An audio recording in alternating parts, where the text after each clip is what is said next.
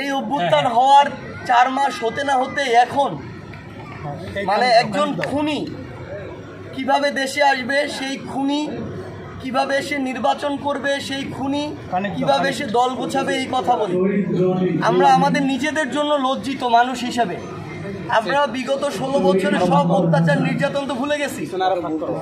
বিগত 36 জুলাই এই বাংলাদেশে কি হয়েছে, একজন ক্ষমতা পিপাসু নরপিশাচ খুনি কিভাবে শুধু ক্ষমতায় থাকার জন্য আব্দুল্লাহ, ইশরাত এর মতো অসংখ্য মানে শিশু বাচ্চা তাদের বাবা মা ভাই বোনকে হত্যা করেছে। আমরা এরকম 2000 প্রায় খুন এবং এই লাশের উপরে দাঁড়িয়ে এখন সেসব নিয়ে গল্প করি। আপনি যদি এই ছবিটা দেখেন আপনারা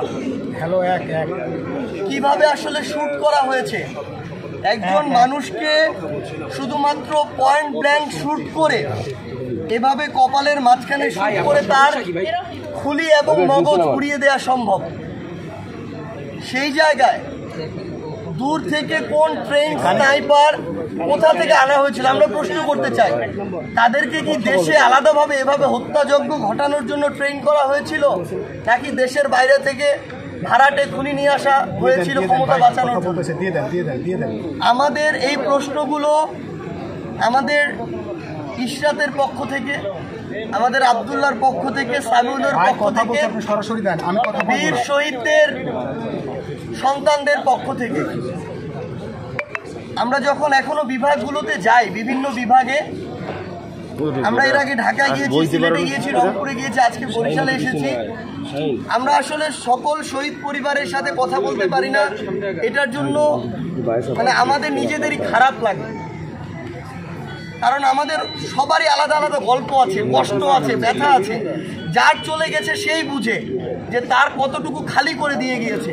আমরা অনেক কিছু করতে পারি, অনেক অর্থ সহযোগিতা দিতে পারি, চাকরির ব্যবস্থা করতে পারি, কর্মসংস্থানের ব্যবস্থা করতে পারি, সম্মানী ভাতা দিতে পারি। ওই মানুষটাকে ফিরে দেওয়া সম্ভব? এই ক্ষত কোনোদিনও পূরণ করা সম্ভব না। আমাকে খুনি হাসিনার এবং তাদের দোসরদেরকে এই জবাবটা দিতে হবে যে এই ইশরাত, আব্দুল্লাহ, সামিউলরা কাদেরকে এখন থেকে বাবা বলে ডাকবে, কাদেরকে কাদের কোলে বাবা বলে উঠবে, কারা দায়িত্ব নিয়ে তাদেরকে একদম বাবার মতো করে সারা জীবন আগলে ধরে রাখবে, এই দায়িত্বটা কারা নিবে? খুনি হাসিনা সারা জীবন শুধু নিজের পরিবারের মানে গান গাইতে গাইতে এই ক্ষমতাটাকে আষ্টে পিষ্টে ধরে রেখেছে। যেখানেই আপনি যাবেন তার পরিবারের কান্নাকাটি শুরু হয়েছে। তার পরিবারে 18 জন মানুষ, আর এই 2000 জন মানুষটা এদেরকে খুন করার সময় তার বুকটা একটুকুও কাঁপে নাই।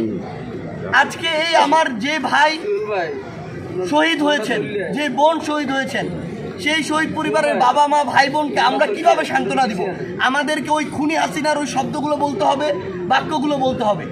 তিনি সারা জীবন এই ক্ষমতাকে ওই আজকে থেকে 53 বছর 50 বছর আগের 1975-এর গল্প বলে এই ক্ষমতাটাকে তিনি তার জায়গায় সবসময় সুদৃঢ় করার চেষ্টা করেছেন। ঠিক আছে, এখন এই যে তিনি তাহলে 2000 মানুষকে কিভাবে খুন করলেন? মানে তার যদি ওই মানুষগুলোর প্রতি ওই মায়া দরদ থাকে, তিনি যদি ওই দরদ বুঝেন, যেই গল্প আমাদেরকে 16 বছর দিয়ে এসেছেন, এই খুনগুলো কিভাবে করতে পারে?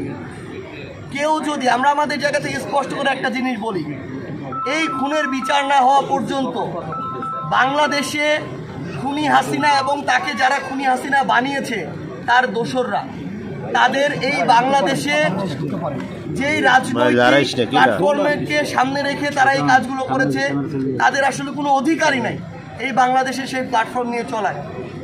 আপনাদের আমি অনুরোধ করব, আমি তো শুধু একটা পরিবারের কথা বলছি, এখানে তো আমার 100-র উপরে পরিবার আছে, আমি তো সবার কথাগুলো এখানে বলতে পারছি না, কিন্তু সবার আলাদা কষ্ট আছে, আলাদা ব্যথা আছে, এগুলো বলার মতো না, সবাই বলতেও পারে না, সবাই প্রকাশ করতে পারে না।